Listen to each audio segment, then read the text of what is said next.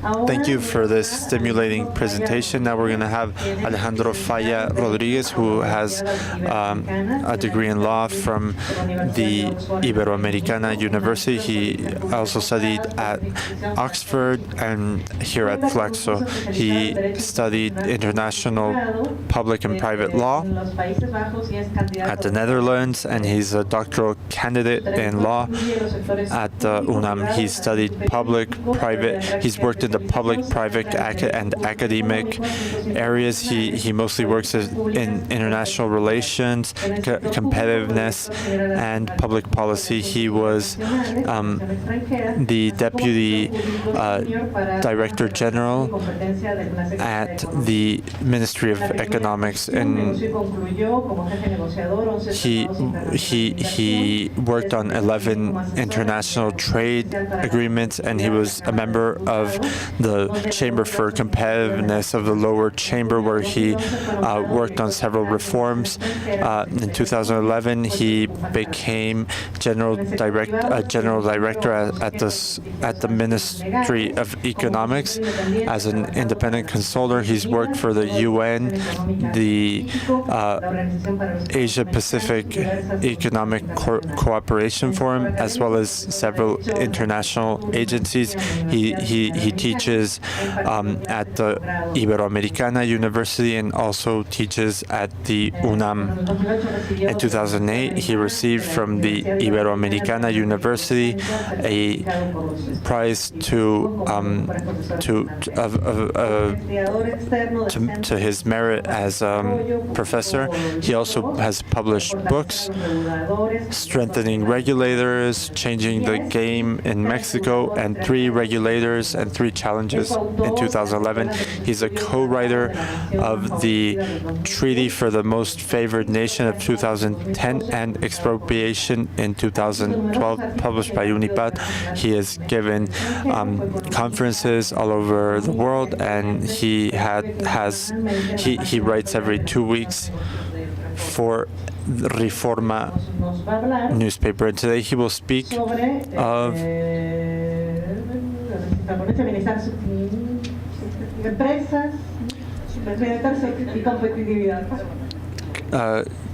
happiness and competitiveness. Subjective well-being and competitiveness.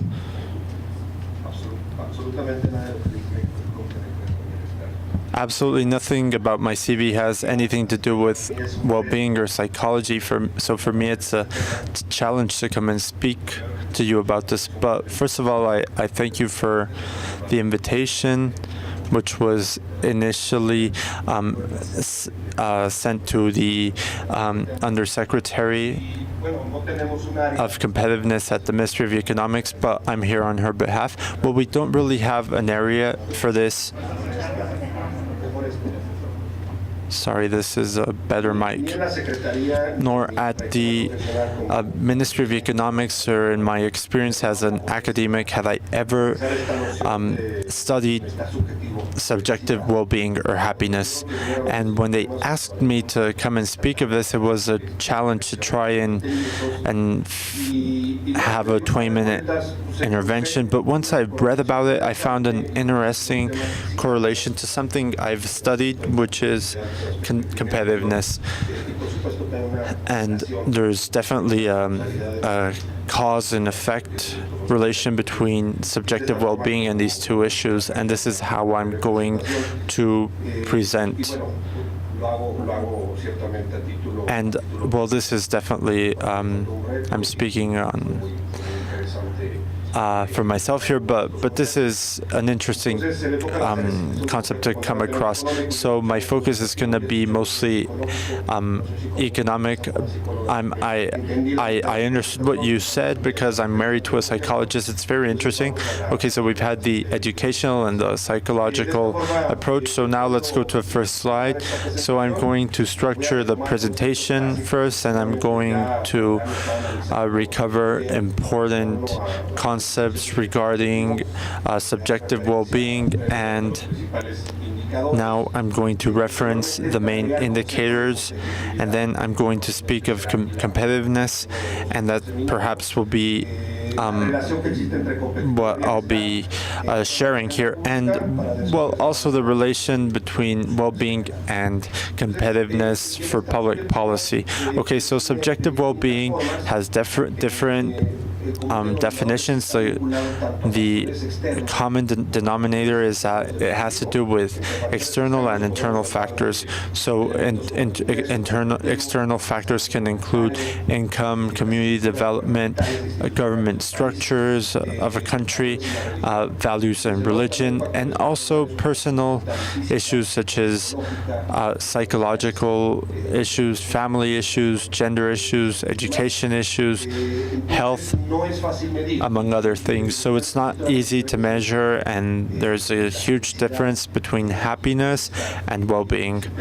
And we have to understand this in order to use these concepts correctly in public policy. As a first conclusion for the documents we have, and this is a common sense issue, but we have evidence that there's a relation between productivity and happiness. When we have a labor force or a workforce that's happy, then they produce more, and that's how we define productivity. So in this sense, an article from the Harvard Business Review says there's a relation between prosperous life of people and a prosperous company. These are the three most important indicators throughout the world. And well, to allow us to for the Happy Planet Index from New Economic Foundation and the Gallup World Poll. So I like the OCDE index better because although it analyzes things rationally, it finds certain elements that have an effect on subjective well-being of people, and in this sense, the Better Living Index of Better Life Index of the OECD. They're members of the OECD plus Brazil and Russia. And in 2012, the Nordic countries, Denmark, Norway, Finland, and Sweden have the best results. Mexico has a 6.9, and he's above the average for the organization, which is 6.7.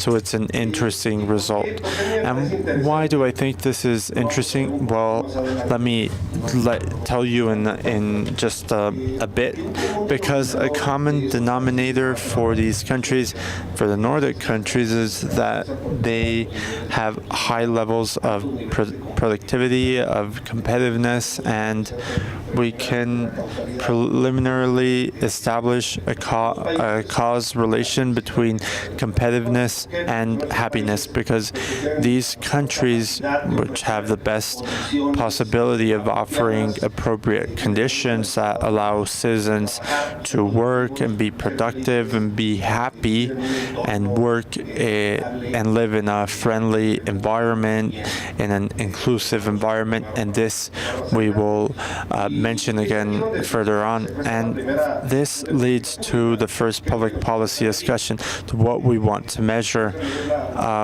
We want to measure happiness, understood in the mind of each individual, and in this sense, happiness can determine or distort this measurement. We can have countries that offer optimal life conditions to their citizens, but for some reason they're not happy. There are very prosperous countries with high suicide rates, or very poor countries with many that lack many things, where people where people say they're happy. The thing is, it's about different conceptions of this notion of happiness. For the application of public policies, I think it's much more subjective and comparable to measure well-being through tangible elements that can give us an approximate idea of whether we're in a country that offers the conditions so people may exert their rights and live a happy life, and that should be the objective of any society. We had 3 indicators.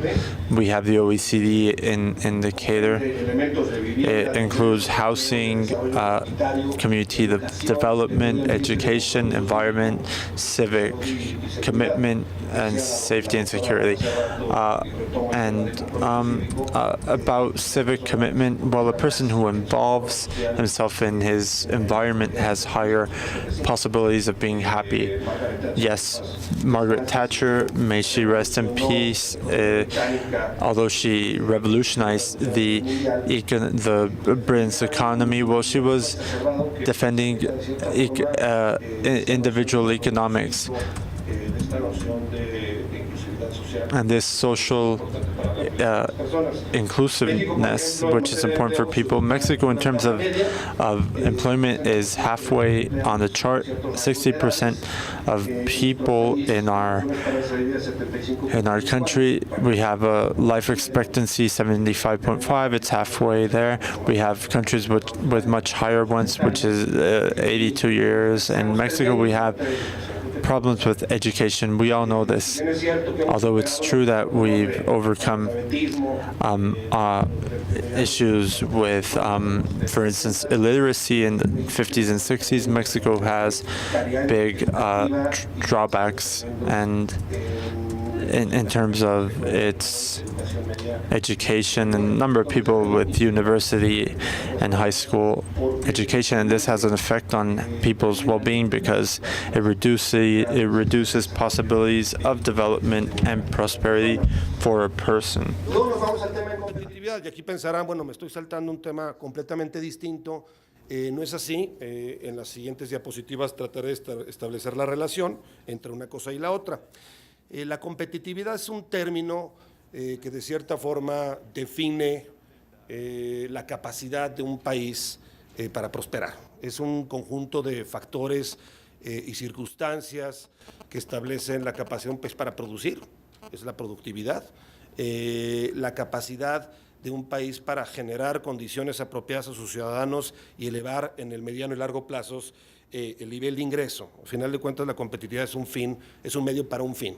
Es establecer condiciones económicas apropiadas para los ciudadanos.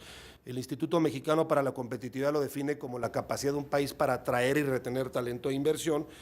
Nosotros en la agenda de inversión extranjera prácticamente es un sinónimo las condiciones de competitividad de un país con el clima de inversión. En la medida que un país sea más competitivo, va a generar más oportunidades de inversión. El Foro Económico Mundial, que es el principal referente en este tema, de una manera más amplia lo ve como un conjunto de instituciones, políticas y factores que determinan el nivel de productividad de un país. Y el Instituto de Desarrollo Empresarial lo ve o lo relaciona con un entorno que sustente la competitividad de sus empresas. Yo lo definiría de una manera más amplia, es decir, sí tiene que ver con productividad, sí tiene que ver con capacidad de atraer inversión, pero visto con el fin de mejorar la condición económica de los trabajadores y la condición económica de los consumidores y de los ciudadanos en general. Ahora, ¿cómo se relacionan estas dos cosas? Y no quisiera caer en un enfoque mercantilista o simplista, tendría bases para hacerlo, para afirmar que los países más competitivos y los países más prósperos son los países donde tienen gente más feliz. Es una conclusión un tanto lógica. Yo recuerdo, sin ser psicólogo, En primaria me enseñaron la famosita pirámide de Maslow, donde si una persona, un individuo quiere llegar a la autorrealización personal, tiene que cubrir una serie de necesidades básicas, como es el alimento, como es el techo, como es la salud. Ya después nos vamos a cuestiones más etéreas como la felicidad o como la autorrealización, es decir, una persona pobre, con carencias elementales, difícilmente puede ser feliz. En este sentido, diríamos, uno de los países más prósperos, económicamente hablando, tienen a ciudadanos más felices, porque cuando menos estamos garantizando ese conjunto de necesidades básicas y elementales. Si analizamos el índice de competitividad del Foro Económico Mundial frente al índice de satisfacción de la OECD, encontraríamos, no es una correlación pura y cristalina, pero si nos vamos, por ejemplo, a los 5 países más competitivos, o los 5 países más felices, que son Dinamarca, Noruega, Suiza, Holanda y Austria, veríamos que también son de los países donde la OECD detecta mayores niveles de bienestar. Dinamarca es el lugar 12, Noruega es el lugar 15, Suiza es el primer lugar, Países Bajos el 5º y Austria el 16. Si por el contrario nos vamos a los países menos competitivos, encontramos a Hungría, a Portugal, a Rusia, a Turquía y a Grecia, y son países que están bastante también bajos en el índice de satisfacción de la OECD. Pero tampoco podemos caer en la conclusión de que existe una causalidad. But we cannot reach the conclusion that there is a causality between these two factors, because at the end, the economic well-being is not the only element that determines the happiness of people. There are important elements that coincide, but there are other elements beyond the economic part. So our first conclusion would be that the economic conditions of the countries, the structures, the productivity levels, the opportunities in investments are a necessary factor, but not enough to achieve individual well-being. There are factors that are taken into account by both indexes, the satisfaction index of the OECD and the competitiveness index of the World Economic Forum, just as health. Health is an essential factor for economic prosperity of countries. A workforce with no health cannot produce. They cannot have high value-added production processes that characterize developed countries. A country with no education cannot increase the complexity of its production process. A low education level is translated into low salaries. Higher education is translated into higher wages. In this country, employments linked to exporting, manufacturing industry like aerospace, automotive, electronics have much higher wages compared to sectors like construction or trade. Employment, of course, is determined for prosperity and well-being. The institutions, the public safety environment, institution is a very broad concept that basically encompasses the rules of the game in a country and also the capacity to comply with them. Both formal rules that stem from the structure of the state, rules, but also unwritten rules that give order and coherence to a society, understood values that allow us to live at peace. Countries with weak institutions, they also have weak economies and produce unhappy citizens. So therefore, it's important to have a safe environment and a civic commitment. The rich countries have important levels of social inclusion. Well, here's the card. Okay, the size of the market, it's related to economics, but somehow it impacts the satisfaction levels because it's related to the income. Also, housing, community development, environment are taken into account by satisfaction indexes and well-being that are not taken into account by the competitiveness indexes and There are also issues that are indispensable for the prosperity of countries that are not taken into account when building the well-being indexes, like macroeconomic stability, infrastructure, sophistication of the financial markets, and the penetration of financial services within societies and companies, and the business sophistication level. So I do see an important intersection in many topics. I think that well-being has a very important economic component, but it doesn't stay there. Of course, well-being has many factors that go beyond the economic part, but we cannot deny this reality while designing public policies. The concept that we usually apply is not individual well-being, but rather general well-being. A public policy should also respond to specific, tangible, and measurable, and that has an impact on the general well-being. Sometimes public policies affect certain groups, the well-being of certain groups, but they produce a higher well-being. As conclusions, I would say that competitiveness is not only reflected on high levels of productivity, that is to produce more and better,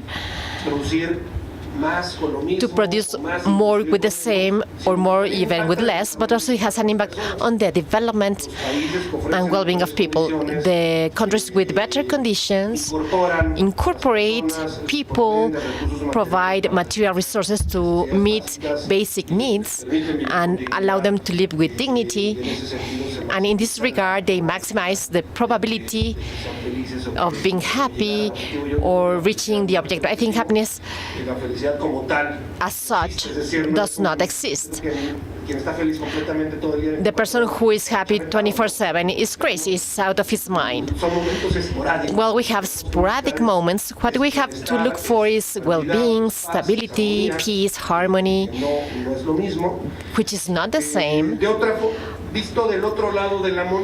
From the other side of the coin is that individual well-being helps or contributes to general well-being, just as the conditions of competitiveness and productivity contribute to individual well-being. Individual well-being also contributes to improving the economic and social structures of a country. The citizen is more involved in citizen contributes more to the aggregated well-being. So this is, in fact, a two-way relationship. The well-being depends on many variables. It's a great challenge for those measuring this element. And I want to underscore point number 4.